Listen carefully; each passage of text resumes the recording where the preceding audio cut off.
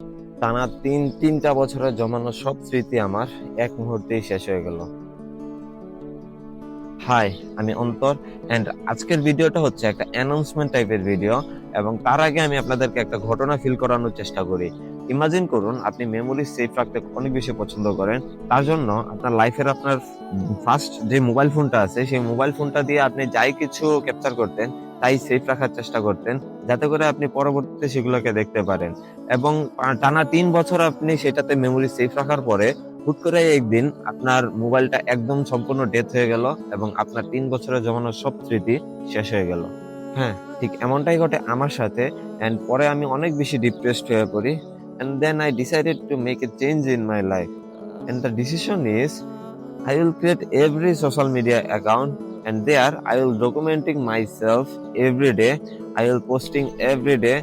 আমি আমার সকল মেমোরিজ গুলাকে আমি সেখানে পোস্ট করব, এবং এটা কোনো প্রফেশনাল পারপোসের জন্য না, এটা অনলি আমার মেমোরিজ গুলাকে সেফ রাখার উদ্দেশ্যে আমি এগুলা করব।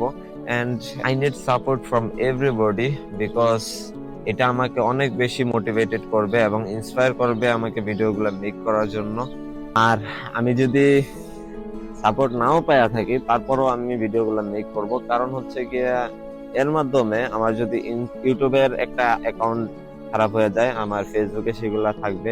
আমার ফেসবুক খারাপ হয়ে গেলে ইনস্টাগ্রামে সেগুলো থাকবে। পরপর 3টা শেষ হওয়ার আগেই আমি ব্যাকআপ রাখতে পারবো। ধন্যবাদ সবাইকে, এন্ড গুড বাই।